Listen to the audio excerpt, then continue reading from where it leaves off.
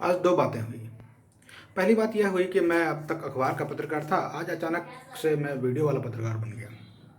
और दूसरी बात यह हुई कि आज मैंने गालियाँ खूब खाई। खैर, पत्रकारों के जीवन में ये सब चलता है, हमारी बातों का कोई खास महत्व नहीं है।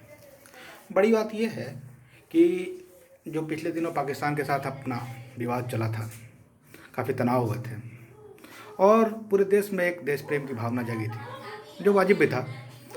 लेकिन भाजपा को लगने लगा था कि वो इसे अपने पक्ष में बुना लेगी।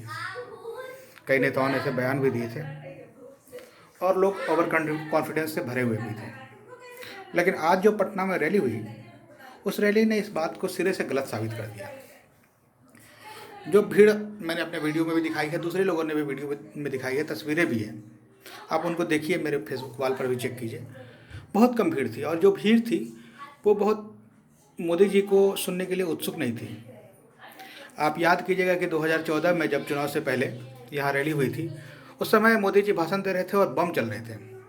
उस बम के धमाके के बीच भी भीड़ नहीं हटी। लेकिन आज हल्की सी बूंदाबांदी में लोग भागने लगे, यहाँ वहाँ शरण लेने लगे। तो ऐसा हुआ क्यों? कई लोगों ने कई तरह की बातें कही हैं।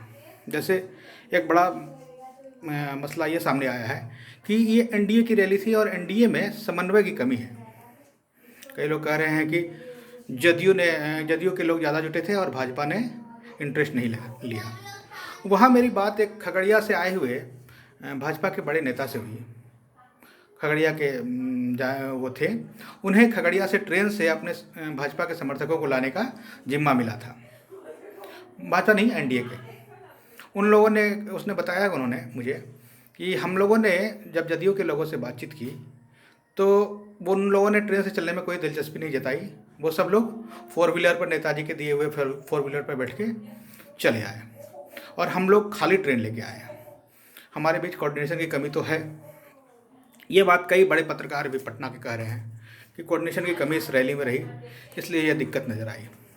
लेकिन मुझे लगता है कि इस बात सिर्फ इतनी ही नहीं है, ऐसा भी है कि लोग देश प्रेम की जो भावना है और पाकिस्तान के साथ जो हमारा विवाद चला, उसका क्रेडिट सीधे सीधे भाजपा को देने के लिए तैयार नहीं है।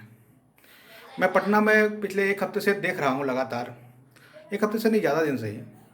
14 फरवरी को सबसे पहले पुलवामा हमला हुआ था, उसके बाद सर्जिकल स्ट्राइक हुआ और उसके बाद फिर अपने अभिनंदन पकड़े गए।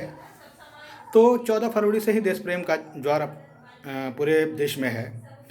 पटना शहर में इन 14 फरवरी के बाद से जितनी रैलियां निकली, झंडे लेके लोग निकले, मोमबत्तियों के साथ कारगिल चौक पर जमा हुए, अलग अलग मोहल्ले में लोगों ने रैलियां निकाली और खूब पाकिस्तान को दुत्कारा।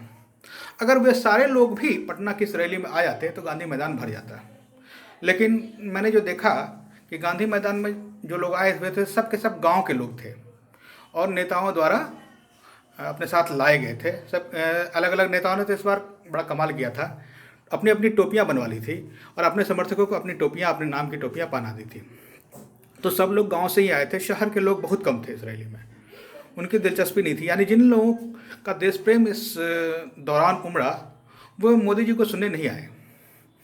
तो मुझे लगता है कि लोग सीधे सीधे सरकार को इस पूरे मामले का क्रेडिट देने के लिए भी तैयार नहीं है। वो चाहते हैं कि हाँ, पाकिस्तान को जवाब मिले, लेकिन इसके बदले राजनीति नहीं हो। और एक बात और भी है जो मुझे समझ में आती है कि धीरे धीरे रैलियों का जमाना लद रहा है। सभी राजनीतिक पार्टी के लोग इस बात से सहमत होंगे कि एक रैली करने में कितनी मेहनत लगती है। जगह जगह से लोगों को जुटाना, तैयार करना, उन्हें बताना कि वहाँ इन सारी चीज़ों की व्यवस्था है, गाड़ियाँ हैं, कई बार पैसे भी दिए जाते हैं, खाने पीने का इंतज़ाम होता है, मनोरंजन का इंतज़ाम होता है। सबको मालूम है, किसी से छुपी हुई बात नहीं है। लेकिन अब इन रैलियों में लोग जाना नहीं चाहते हैं। बहुत गरीब किस्म के कुछ लोग जो हैं, जिनको लगता है कि पटना घूम लेंगे, गोलघर देख लेंगे, पटना चिड़ियाघर देख लेंगे, वो ज़रूर आ जाते हैं। ये रैली, इस रैली में भी देखी कि जब नीतीश जी का भाषण खत्म हुआ, उस समय खाने का समय हो गया था। हम लोग बात ही कर रहे थे कि मोदी जी को पहले बुलवा लेना चाहिए था, मोदी जी पहले आ गए थे। तो नीतीश जी का भाषण जब खत्म हुआ, उसी समय लोग उठ के जाने लगे, क्योंकि उन्हें मालूम था कि फलाना फलाना जगह खाने की व्यवस्था है। सब लोग जाने लगे। बारिश तो बाद में हुई, मूल रूप से वो लोग बहुत भाषण वाषण सुनने के उत्सुक नहीं थे। वो लोग आ गए थे पटना रैली में भाग लेने के लिए, उन्हें लाया गया था।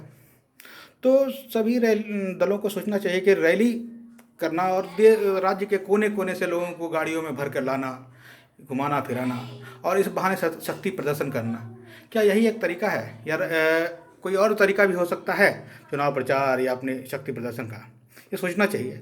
अगर लोग स्वतः स्फूर्त नहीं आ रहे हैं, इतनी मेहनत हो रही है, इतनी कवायद हो रही है, उसके बावजूद भी लोग इंटरेस्ट नहीं ले रहे हैं, तो किसी दूसरे विकल्प के बारे में भी सोचना चाहिए। यही बातें हैं जो इस रैली से मुझे समझ में आई, मैंने आप लोगों के सामने रखी। धन्यवाद।